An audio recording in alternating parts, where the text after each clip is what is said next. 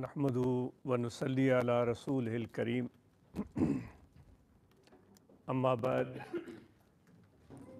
فاعوذ باللہ من الشیطان الرجیم بسم اللہ الرحمن الرحیم واذکر اسم ربک وتبتل الیہ تبتیلا صدق اللہ مولانا العظیم قال اللہ تبارک و تعالی فی شان حبیبہ بسم اللہ الرحمن الرحیم ان اللہ وملائکتہ یصلون علی النبی یا ایہا الذین آمنوا صلوا علیہ وسلموا تسلیما اللہم صل علی سیدنا و مولانا محمد وعلی آلہ واصحابہ اجمعین۔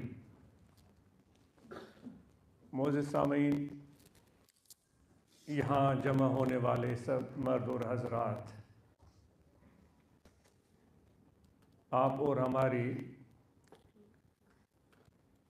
اس وقت، اس لمحہ، اس گھڑی میں کیا سوچ ہو سکتی ہے اور ساتھ میں ہماری جستجو کیا ہے؟ دل چاہتا ہے کہ ایک ایک سے پوچھا جائے، وہ بتائے کہ اس کی جستجو کیا ہے، وہ اس گھڑی میں کیا ہم جتنے مرد اور خواتین ہوئے ہیں، کیا واقعی ہم پرسکون ہیں یا ہم پرسکون نہیں ہیں؟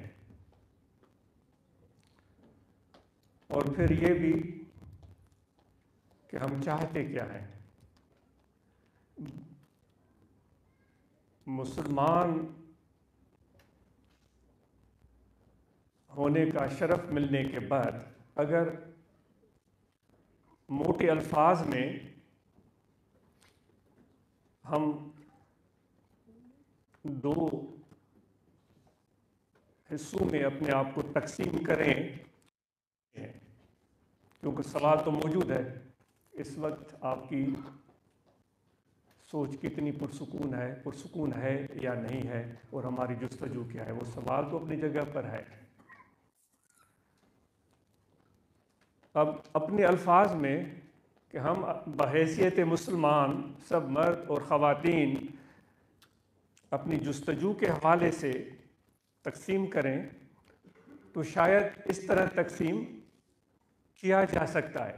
ہو سکتا ہے کہ یہ درست تقسیم نہ ہو، کوئی بہتر الفاظ میں کوئی اور دوست بیان کر دے، چونکہ عمومی ایک ہمارا تصور اس زندگی کی طرف جو عمومی رہتا ہے، ہم یہ کہہ سکتے ہیں کہ ہم میں سے کچھ یہ چاہتے ہیں آخرت سنور جائے، کہہ سکتے ہیں، اور ہو سکتا ہے کچھ ہم میں سے یہ سوچ لے کر آئے ہوں کہ مجھے یہ تکلیف ہے، مجھے یہ مسئلہ ہے، مجھے یہ پریشانی ہے، مصیبت ہے، امتحان ہے، آزمائش ہے، جو مجھ پر بیت رہی ہے کسی پر نہ بیتی ہوگی، تو وہ یہ کہا جا سکتا ہے کہ وہ اپنی دنیاوی زندگی کے لیے سوچ رہا ہے۔ اب جلسہ منعقد کرنے والے بھی اپنی جگہ موجود ہیں، جنہوں نے مجھے بھی موقع فراہم کیا، آپ کو بھی بلایا، وہ کیا سوچ کر انہوں نے آپ کو بھی بلایا ہے، مجھے بھی بلایا ہے، ان کے ذہن میں کیا بات ہو سکتی ہے، ان کا گول کیا ہے، وہ کیا چاہتے ہیں ہم میں سے؟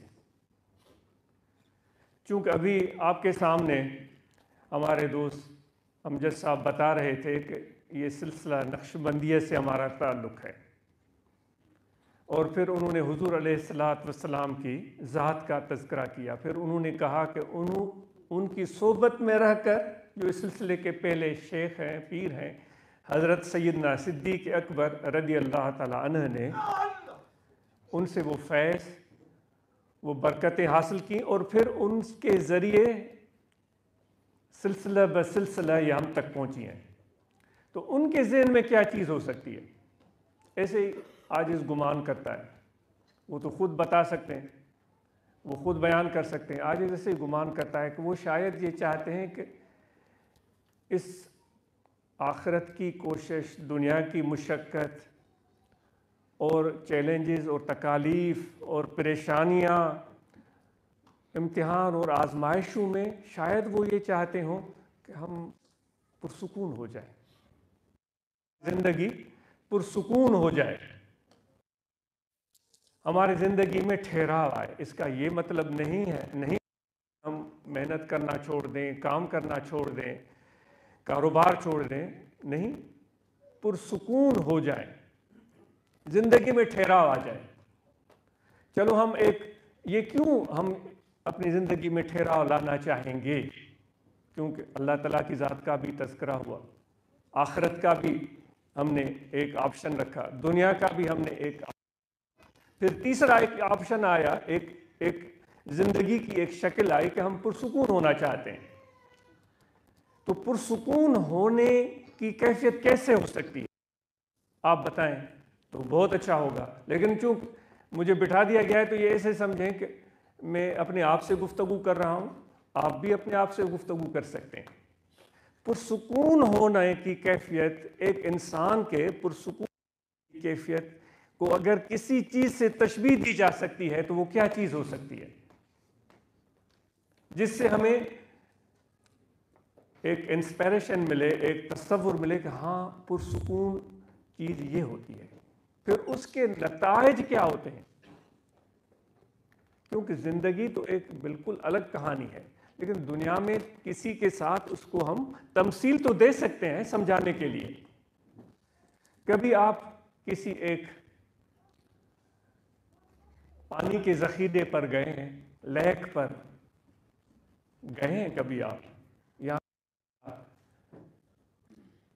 ایک سے بڑھ کر ایک ایسی چیزیں مل جاتی ہیں کیونکہ حکومت کا اس طرف توجہ ہے، ان کا بہتر، ان کی حفاظت کی جاتی ہے، ان کو سنبھالا جاتا ہے. جب آپ ایک لیک کے اوپر کھڑے ہوں اور بالکل کوئی ہوا بھی نہ ہو، کوئی چیز، کسی چیز کی مداخلت پانی میں نہ ہو،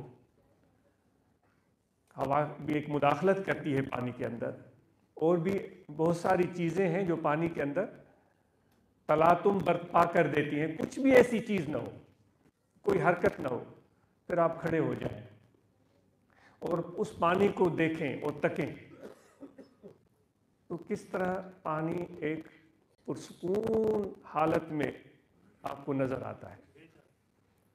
اس کی ایک اپنی خوبصورتی ہوتی ہے.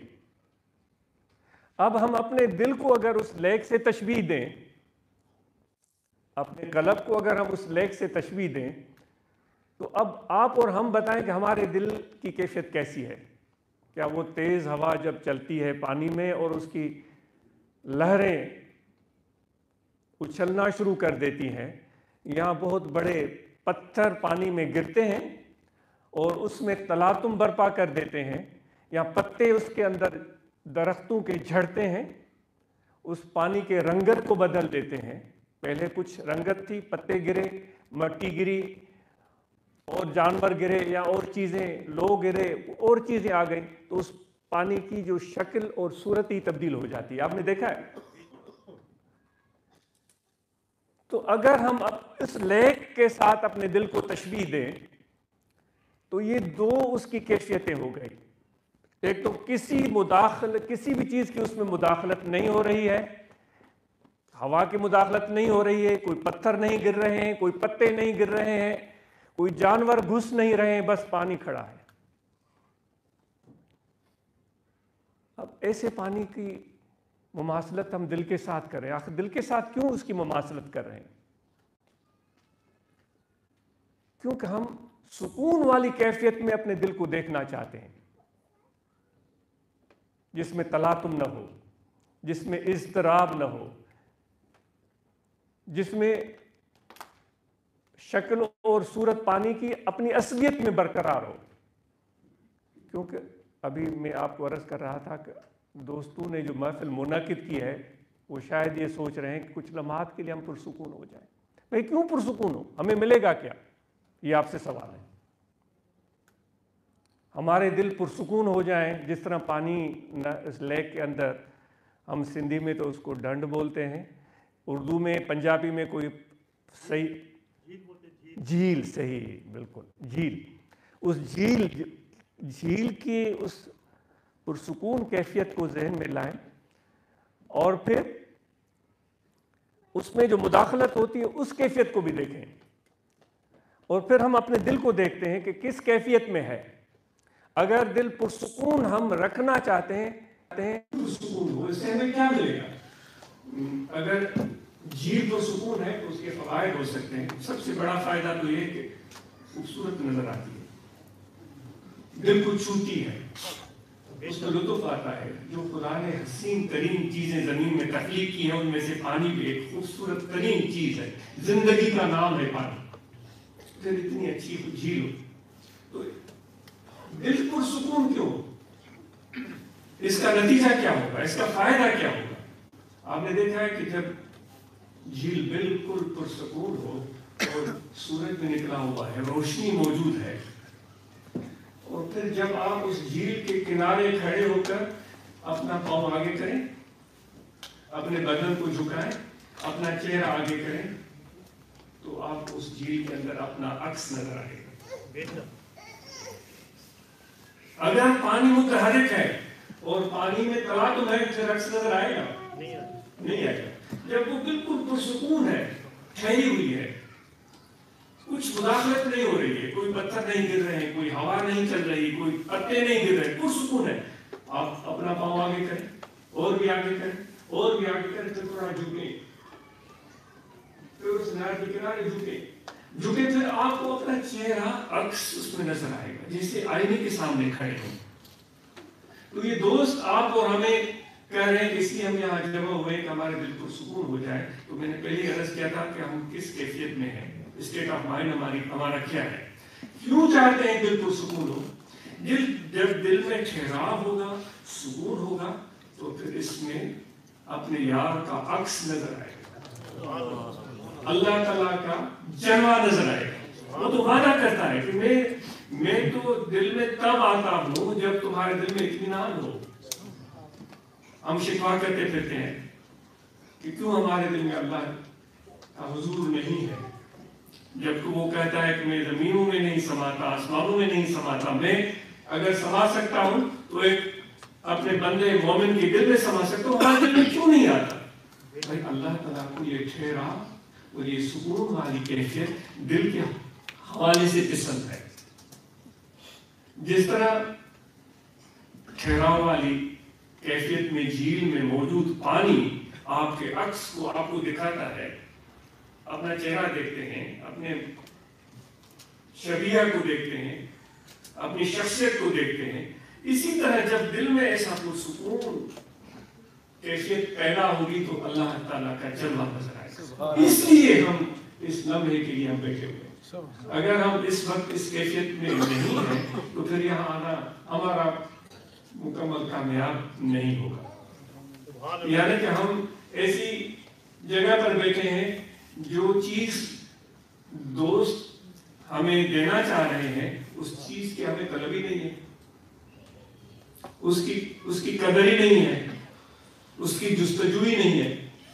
مولانا جلال الدین رومی رحمۃ اللہ علیہ اس کو اس طرح سمجھے، اس کہانی سے سمجھے۔ فرماتے ہیں کہ ایک مرتبہ مجنوں اور لیلا کے بڑے مشہور قصے گزرے ہیں۔ یہ ایک بغداد کے رہنے والے تھے یا کسی بغداد کے عروج کے زمانے کے یہ لوگ، ان کی کہانیاں بڑی مشہور ہیں۔ خلیفہ وقت نے بھی ان کو بلوایا تھا ان کی محبت کی داستانیں سن کے، یہ بھی بڑی۔ تو میں ایک چھوٹی سی کہانی، مجنوں کے دل میں شوق پیدا ہوا کہ آج تو مجھے لیلا کا دیدار کرنا ہے، آج لیلا کو مجھے دیکھنا ہے، بڑے دن ہو گئے اس کا جلوہ نہیں دیکھا۔ یہ کون بیان کر رہے ہیں؟ مولانا جلال الدین رومی رحمۃ اللہ تعالیٰ۔ تو اس نے کہا میں کیسے جاؤں، میرا گاؤں دور ہے، وہ تو شاید بغداد میں بستی ہے، کسی محل میں بستی ہے، کسی گھر میں بستی ہے، یہاں تو کوئی دور ہے، اگر پیدل جاؤں گا مجھے ٹائم لگے گا، تو میں تو ابھی دیکھنا چاہ رہا ہوں، جلد سے جلد دیکھنا چاہ رہا ہوں۔ تو اس نے اپنی اونٹنی نکالی، اس اونٹنی پر سوار ہو گیا. اونٹنی پر بیٹھنے کے بعد اس نے اس کو چلایا بغداد کی طرف یا جہاں بھی اس کی لیلا بستی تھی اس راستے پر چلایا. وہ اونٹنی چلنا شروع ہوئی لیکن اس کی اپنی کیفیت تھی. یہ پہلا سوال جو شروع میں آپ سے کہا گیا تھا اس کو ذہن میں رکھ کر اس بات کو اس کہانی کو سنیں. تو اس نے اس کو چلانا شروع کیا. اونٹنی چلنا شروع ہوئی تو یہ چلاتے چلاتے پھر وہ اپنی محبوبہ کے لیلا کے تصور میں گم ہو گئے. تو گم ہوتے ہوتے اس کی آنکھیں بند ہو گئی, اس کی گردن ڈھلک گئی, وہ جو ہاتھ میں مہار تھی وہ بھی ڈھیلی پڑ گئی. اونٹنی نے جب محسوس کیا کہ میں کوئی کسی طرف رہنمائی نہیں کر رہا ہے, میری مہار کو نہیں کھینچ رہا ہے, تو وہ اونٹنی نے آگے جانے کے بجائے پیچھے سفر کی. کیونکہ اس اونٹنی کا ایک بچہ تھا, نیا اس نے بچہ دیا ہوا, وہ پیچھے چلنا شروع ہو گئی. جب اس کی آنکھ کھلی تو اس نے دیکھا میں گھر میں کھڑا ہوں. اس کو بڑا افسوس ہوا, میں نے تو اس کو راستے پر لگایا تھا, میں تو اپنے محبوبہ کو لیلا کو دینے کے لیے جا رہا تھا, یہ کیا ہوا؟ پھر اس اونٹنی کو اس نے دھکیلا اور ایڑیاں لگائیں اور مہار کو کھینچا اور بھگایا. پھر وہ چلی. پھر اس کو اپنے اس لیلا کا تصور آیا, پھر آنکھیں بند ہوئی, پھر گردن ڈھل کی اور پھر وہ اپنے تصور میں گم ہو گیا. پھر اس کی مہار ڈھیلی ہو گئی. اونٹنی نے جب دیکھا کہ میرا شتروان چلانے والا غافل ہے, وہ پھر واپس, کیونکہ اس کا چھوٹا بچہ, وہ چھوٹا سا بچہ جس سے اس کو محبت تھی, وہ پیچھے.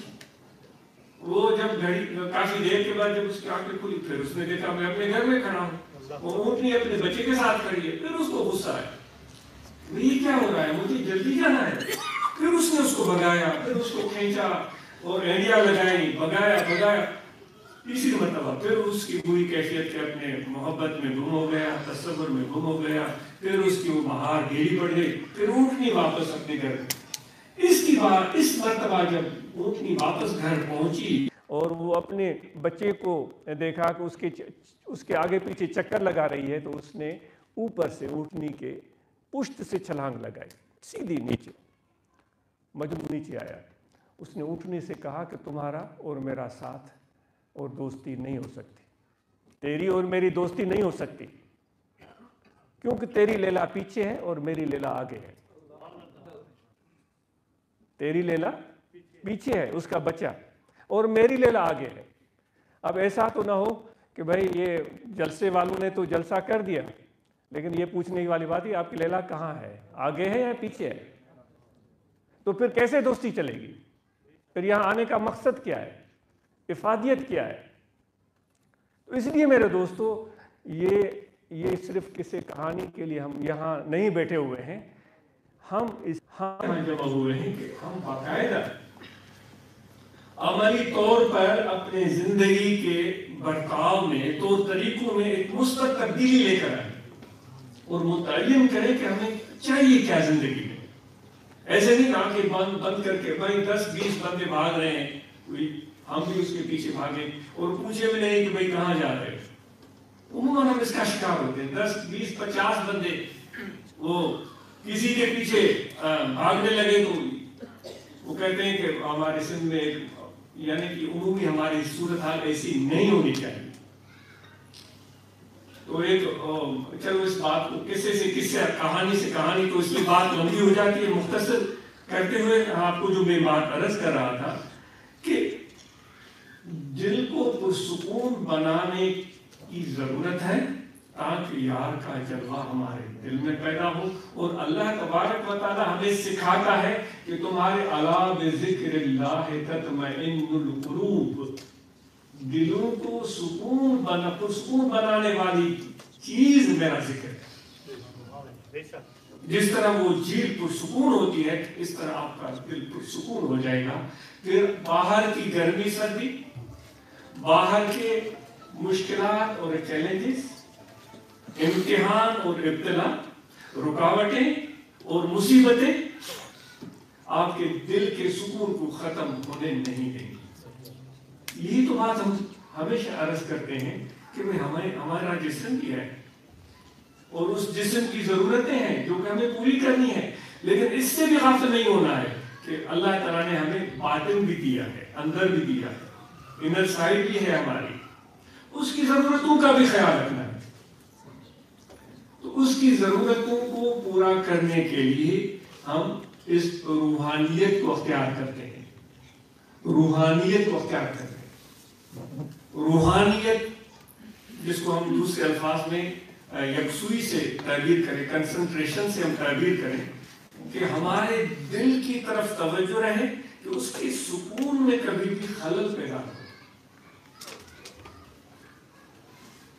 دنیا میں کامیابیاں ہو رہی ہیں، ناکامیاں ہو رہی ہیں، خوشیاں مل رہی ہیں، غم مل رہے ہیں، چڑھائیاں ہیں یا اترائیاں ہیں، کچھ بھی ہے اس میں آپ لگے رہیں، وہ کام آپ کرتے رہیں، وہ آپ اپنے گول پورے کرتے رہیں، لیکن دل کے سکون کو ڈسٹرب نہ ہونے دیں۔ اگر اپنے محبوب اللہ تعالیٰ کی ذات کا جلوہ اپنے دل میں دیکھنا چاہتے ہیں، اس کو پرسکون بنانے کے لیے بہت بہت بہت زیادہ اہمیت ہے۔ تو جو اپنے دل کی طرف توجہ دے گا، جو اپنی یکسوئی سے ذکر میں اپنے دل کو مشغول کرے گا، اللہ تعالیٰ فرماتا ہے اس کے دل کو اطمینان ملے گا، اس کے دل کو سکون ملے گا، اس کے دل کو طمانینت حاصل ہوگی۔ اور اس لیے ہمیشہ ہم اس چیز پر زور دیا جاتا ہے کہ دوستو، ظاہر آپ کا دنیا کے ساتھ ہو لیکن دل آپ کا اللہ کے ساتھ ہو۔ کوئی بھی کاروبار زندگی، کوئی بھی مشغولی، کوئی بھی مصروفیت آپ کو اللہ تعالیٰ کی یاد سے غافل نہ بنائے۔ اگر غفلت آ بھی جاتی ہے تو اس میں مایوس ہونے کی ضرورت نہیں ہے، آپ اپنے دل کو دوبارہ اللہ تعالیٰ کی یاد میں لگانے کی کوشش شروع کریں۔ اور یہ ہنر، یہ سبق مرشد کامل کی نسبت سے آدمی سیکھ سکتا ہے۔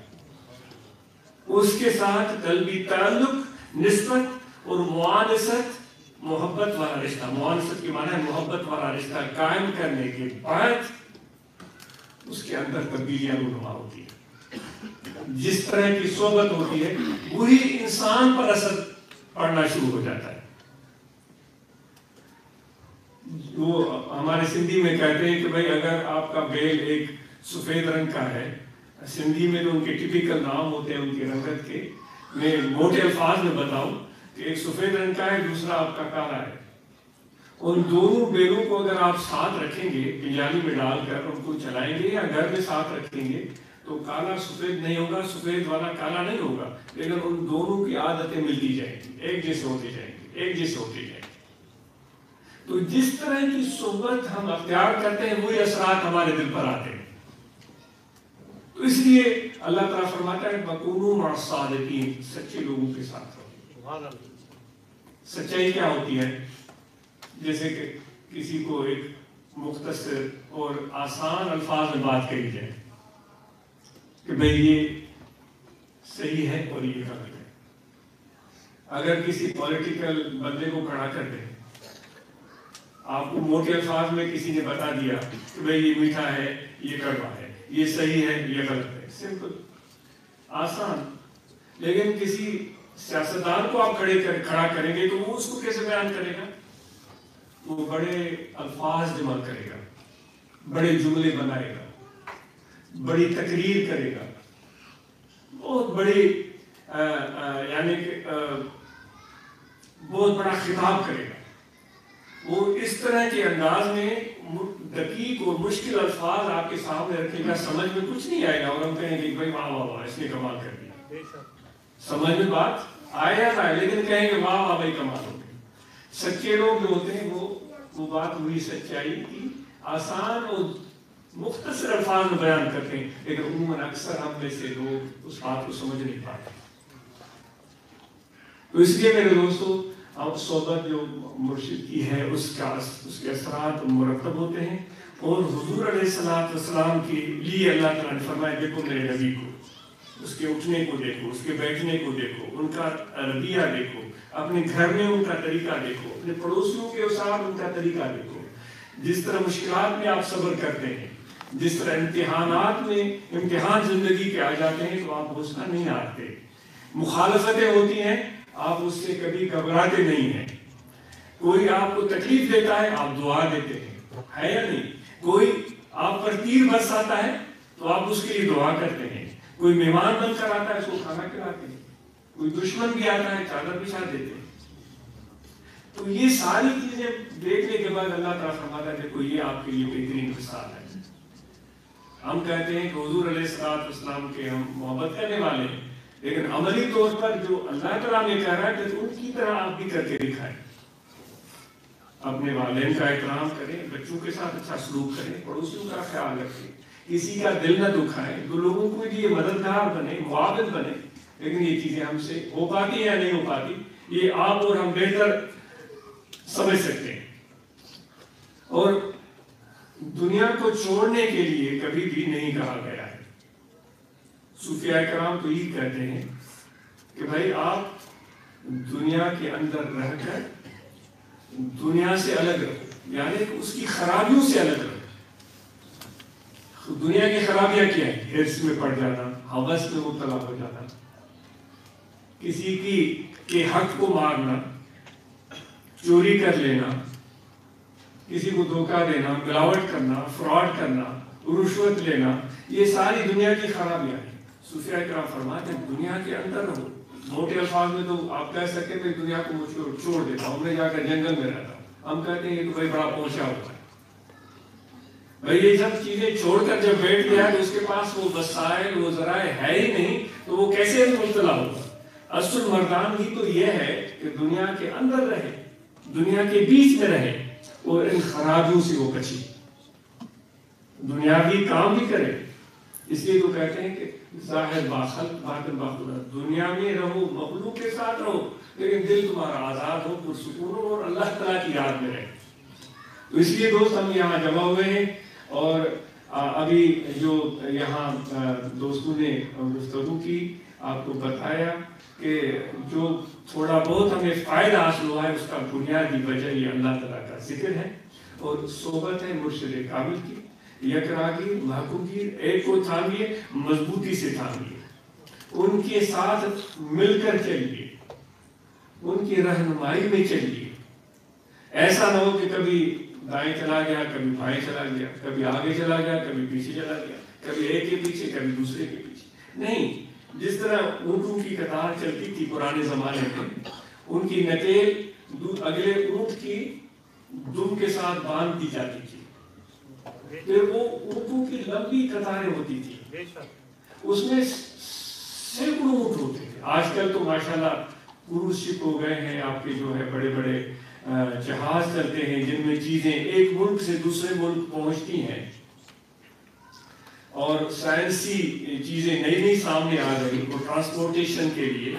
پرانے زمانے یہ اونٹ ہوتے تھے، تو پھر اس ایک قطار میں ایسے سمجھے 100 اونٹ ہوتے تھے، 200 500 اونٹ ہوتے تھے، جس سے مال گاڑیاں جاتی ہیں جس میں کتنے ڈبے ہوتے ہیں۔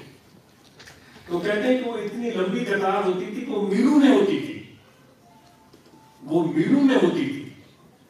اب وہ جب وہ کچھ سامان غلہ یا کوئی کپڑے یا کھانے پینے کا تیل یا کوئی بھی چیزیں جو روزمرہ کے استعمال کی، وہ قافلہ اونٹوں کا لے کر جا رہا ہے اور وہ میلوں میں پھیلا ہوا ہے، لیکن اونٹ سے باندھا ہوا، اونٹ سے۔ اب اس میں بڑے طاقتور اونٹ بھی ہوتے تھے جو بہت زیادہ بوجھ اٹھا لیتے تھے، چلنے میں بھی تیز ہوتے تھے، آپ سمجھ سکتے ہیں۔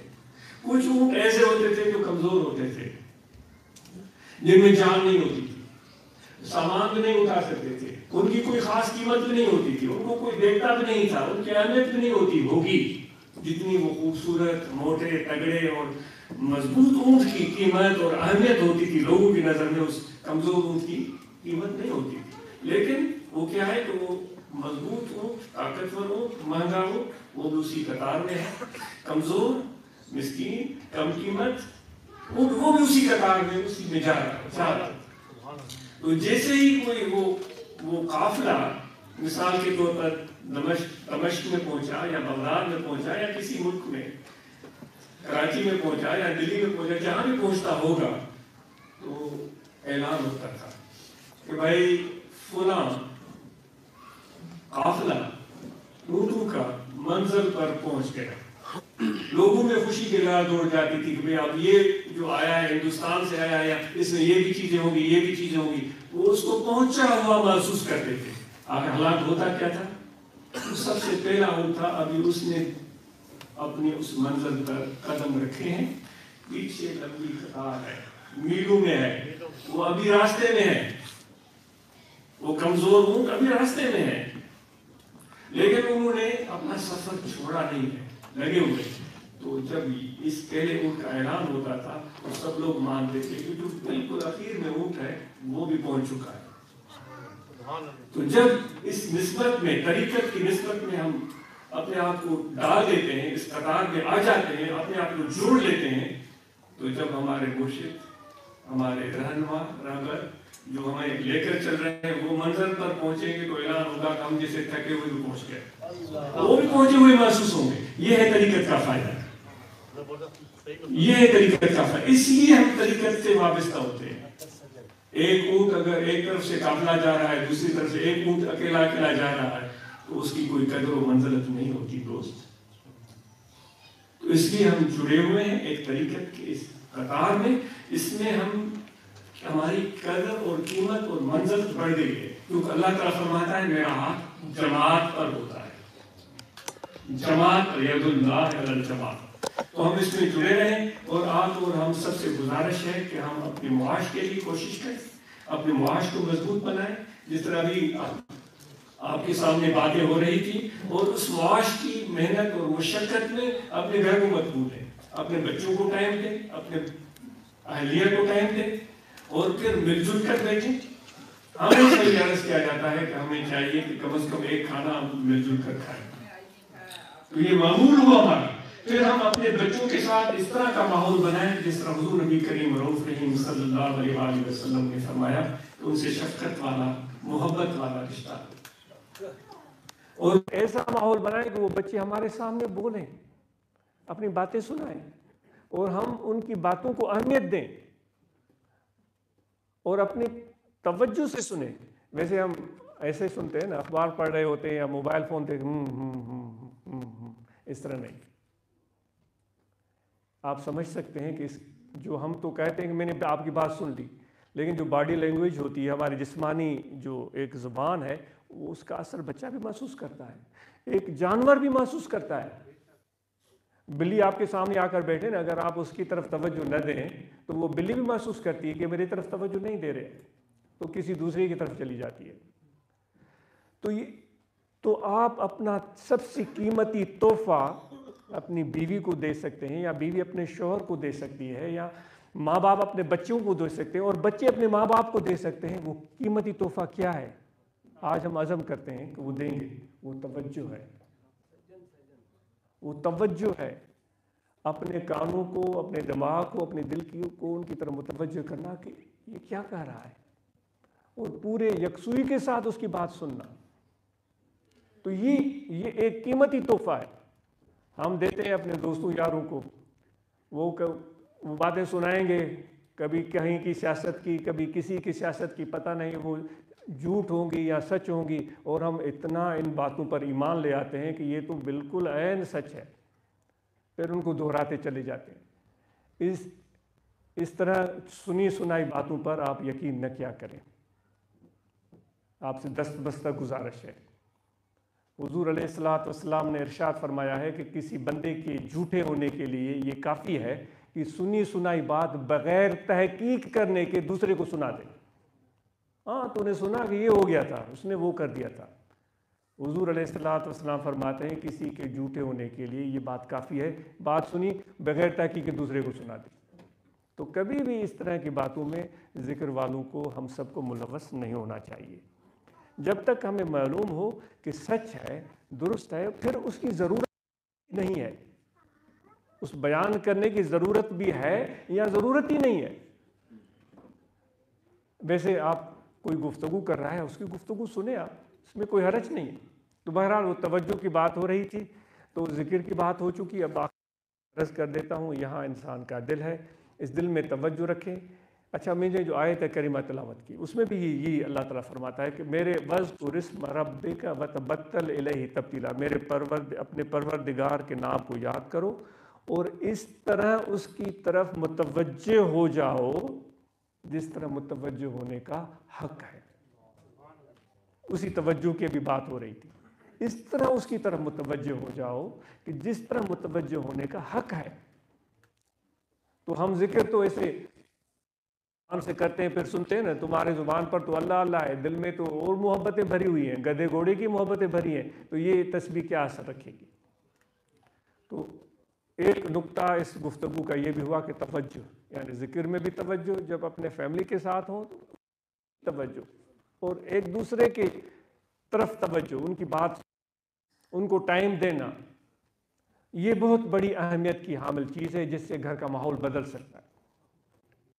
گھر میں اطمینان کی کیسے، تو ذکر کا طریقہ عرض کر دیتے ہیں۔ یہاں دل ہے، کھڑے بیٹھے لیٹے سوئے جاگے، وضو ہو یا نہ ہو، ہمیشہ توجہ رہے کہ دل ذکر کر رہا ہے، اللہ اللہ اللہ اللہ اللہ۔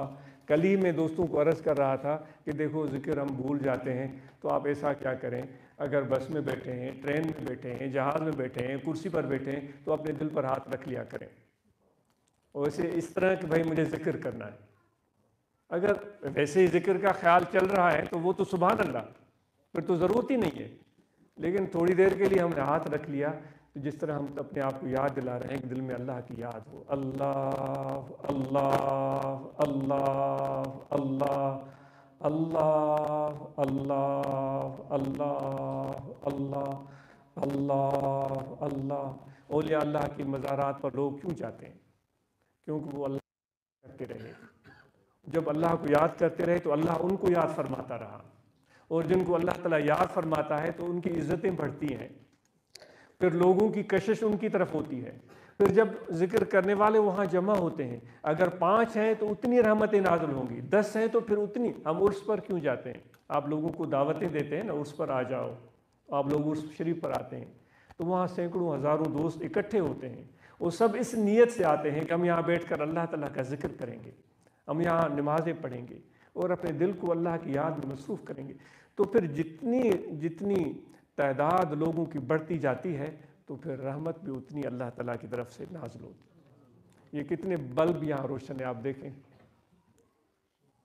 اگر ان بلبوں میں سے سب کو بجھا دیا جائے، ایک ہی روشن ہو تو روشنی کتنی کم ہو جائے گی۔ یہ سب روشن ہو، کتنی روشنی بڑھ گئی، اتنے اور ہوں اور روشنی بڑھ جائے گی۔ جتنے بڑھاتے جائیں تو اتنی روشنی بڑھتی جائے گی اور شکل و صورت واضح ہوتی جائے گی اور ہمیں مزہ آئے گا۔ خوشیاں مناتے تو ہم چراغاں کرتے ہیں نا، وہ کیوں کرتے ہیں؟ تو یہاں عرس کے موقع پر بھی ہم اس لیے جمع ہوتے ہیں، جتنے ذکر کرنے والے دل وہاں جمع ہوتے ہیں اتنا اللہ تعالیٰ کی رحمت کا نزول ہوتا ہے، جتنا اللہ تعالیٰ کی رحمت کا نزول ہوتا ہے اتنا دلوں میں سکون آتا ہے۔ تو اس لیے آپ کو کہ جس طرح آپ آتے ہیں عرس شریف پر آیا کریں، ہم سب مل کر وہاں بھی ذکر کریں، جو بھی ہم ایک قدم بھی اس ارادے سے اللہ تعالیٰ کی یاد کے لیے اٹھاتے ہیں اس کی برکتیں ہوتی ہیں۔ حضور علیہ الصلوۃ والسلام ارشاد فرماتے ہیں کہ قیامت کے دن جب سب لوگ ابتلا اور امتحان میں ہوں گے، اس وقت ایک گروپ کو، یعنی کہ ابھی حساب کتاب نہیں ہوا، لوگ وہاں کھڑے ہیں اور اس میں بڑا ٹائم گزر گیا، لوگ تکلیف میں ہیں، ایک گروپ کو اللہ تعالیٰ بلائے گا کہ تم ادھر آؤ۔ وہ جب آئیں گے تو اللہ تعالیٰ ان کو فرمائے گا کہ آپ کو پتہ ہے میں نے آپ کو کیوں بلایا؟ اس لیے میں نے آپ کو بلایا کہ دنیا میں آپ میرے لیے سفر کرنے کی جگہ بیٹھ کر ذکر کرنے کے لیے جمع ہوئے تھے، مجھے یاد کرنے کے لیے ایک جگہ مل کر بیٹھے تھے۔ یہ آپ کی چیز مجھے بہت پسند آئی تھی۔ تو آج جب سارے لوگ تپش کے عالم میں محشر کے میدان میں کھڑے ہیں، آپ آئیں میرے عرش کے سائے تلے بیٹھ جائیں۔ تو ذکر کرنے والے جو گھروں کو چھوڑ کر دور جا کر، جو ایک دوسرے کو جانتے بھی نہیں تھے، شکلیں بھی مختلف، نام بھی مختلف، وہ بیٹھتے تھے، ان کی وہ ادا اللہ تعالیٰ کو اتنی پیاری آئی کہ ان کو اپنے عرش کے تلے سائے تلے بٹھا دیا۔ سبحان اللہ، خدا کے عرش کے سائے تلے اگر کوئی بیٹھے تو کیا یہ جنت سے کچھ کم ہوگا؟ اس سے تو بڑھ کر اور مسرت کچھ ہو ہی نہیں سکتی۔ تو اس لیے آپ ضرور نکلا کریں، اور جو محفلیں یہاں منعقد دوست کرتے ہیں ان محفلوں کو بڑھائیں، اور ہم توقع کرتے ہیں اپنے نوجوانوں سے کہ اپنے تعلیم کے میدان میں آگے بڑھیں۔ ہم توقع کرتے ہیں کہ اپنی کمیونٹی کے لیے ایک بہترین مثال بن کر دکھائیں۔ ہم توقع کرتے ہیں کہ ہم خراب عادتوں میں نہ پڑیں نوجوانوں سے، وہ پھر عملی میدان میں بھی اتریں، سیاست کا میدان ہو، تجارت کا میدان ہو، خدمت کا میدان ہو، کسی پروفیشنل فیلڈ، وہ بہترین سے بہترین انسان بن کر اوروں کے لیے بہت اچھی مثال قائم کریں۔ ہم ان ذکر والوں سے، ان دوستوں سے، اپنے پیاروں سے، نوعمر لڑکے اور لڑکیوں سے ہم یہ توقع، بڑی خوشی ہوگی جب ایسے نوجوان یہاں کھڑے ہو کر، لاسٹ ٹائم ہم آئے تھے نیلسن میں، ہمیں نوجوانوں نے بتایا تھا کہ میں یہ پڑھ رہا ہوں، آگے میرے یہ ارادے ہیں، بہت خوشی ہوئی۔ وہ لمحات میں ابھی بھی یاد کرتا ہوں کہ کس طرح وہاں میں نوجوان بتا رہے تھے کہ ہم یہاں تک پہنچے اور آگے ہم یہ کرنا چاہ رہے ہیں۔ تو ہم نوجوانوں سے بڑی توقعات اور امیدیں وابستہ رکھتے ہیں، اور مجھے امید ہے کہ آپ ان بچوں کی حوصلہ افزائی کریں گے، اور آپ ان بچوں کو کوئی ایک بے جان چیز نہ سمجھیں۔ عموماً ہم جو نا بر صغیر کے رہنے والے لوگ ہیں، اپنی باتیں تھوپتے ہیں بچوں پر، تم نے یہ کرنا ہے، یہ جیسے ہمارے ہاں ہوتا ہے، باپ کا ارادہ ہوتا ہے میرے سارے بچے ڈاکٹر بنے، بس یہ حرف آخر ہے، کچھ بھی نہیں۔ پھر وہ بچوں کو کا بات کرنی پڑتی ہے۔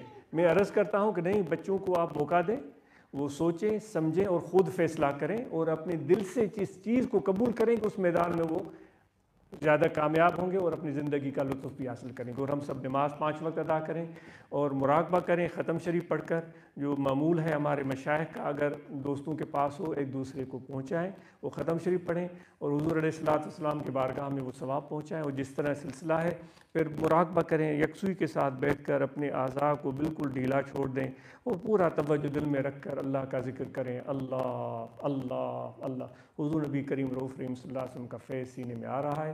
اور جس طرح یہ محرم کے دن ہیں، حضرت امام حسین علی مقام رضی اللہ تعالیٰ عنہ، جو آپ مدینہ سے نکلے تھے اور چلے تھے، اس ارادے اور اس عزم سے کہ ہم اپنے اس پیارے نانا ہمارے آقا و مولا حضرت صلی اللہ علیہ وسلم کے اس پیغام کو، اس دین کی سربلندی کو قائم کرنے کے لیے آگے بڑھیں۔ ایسا نہ ہو کہ ایسے لوگ مسلمانوں کے حکمران بن جائیں جو صرف اپنی ذاتی حکومت چاہتے ہیں، اپنا مفاد چاہتے ہیں، اپنے خاندانی ریاست چاہتے ہیں، اس کے خلاف نکلے تھے، اللہ کا نام بلند کرنے کے لیے نکلے تھے، وہ توحید کا علم بلند کرنے کے لیے نکلے تھے، اور اپنے پیارے نانا ہمارے آقا و مولا حضرت صلی اللہ علیہ وآلہ وسلم کے اسوہ حسنہ کو لوگوں کے سامنے بیان کرنے کے لیے نکلے تھے۔ تو اس راہ حق میں ان پر کیا ابتلا اور کیا پریشانیاں اور کیا کیا تکالیف نہ آئیں، وہ ہم سے مخفی نہیں ہیں۔ بہترین مثال ہے کہ حق پر کھڑا ہونا یہ حضرت امام حسین رضی اللہ تعالیٰ عنہ سے ہمیں سیکھنا چاہیے۔ اپنے ان نظریے پر قائم رہنا حضرت امام حسین شہید کربلا سے سیکھنا چاہیے کہ پھر اپنی جان بھی چلی جائے تو اپنی جان کی پرواہ نہیں، اولاد کی قربانی دی، نوجوان بچوں کی قربانی دی، تو اللہ تعالیٰ نے ان کو وہ عظمتیں بخشی، آج رہتی دنیا تک ان کا نام زندہ ہے۔ اپنے غیر بھی ان کی عظمت کو سلام کرتے ہیں، اور ہم اور آپ کو چاہیے کہ آج ان کو یاد کریں، اور اپنے بچوں میں بھی وہ سچائی کے ساتھ تعلق استوار کرنے کا جذبہ پیدا کریں، اور توحید یعنی اللہ تعالیٰ کی وحدانیت پر یقین اور اس کے ذکر اور اس کی یاد کو اپنے دل میں ہم جگہ دیں۔ ہم نے توحید آشنا سارے جہاں کو کر دیا، ہم جہاں جاتے تھے جاتا تھا اللہ کا نام بھی۔ امام حسین کربلا میں پہنچے مدینہ میں سے، تو وہاں اللہ کا نام لے کر پہنچے۔ اگر وہ بصرہ اور کوفہ پہنچتے، وہاں بھی اللہ تعالیٰ کا نام لے کر جاتے، وہاں بھی اللہ تعالیٰ کے نام کو سر بلند کرنے کے لیے جاتے۔ تو ہم بھی ان کے راستے پر چلتے ہوئے اپنے دل میں اللہ کے نام کو جگہ دیں اور ذکر کو جاری رکھیں، اور ہم جہاں بھی جائیں لوگوں کو اس اللہ تعالیٰ کے نام سے روشناس کروائیں۔ تو انشاءاللہ اس سے فائدہ حاصل ہونے کی امید ہے۔ آپ سب کا بہت شکریہ، جزاک اللہ خیر۔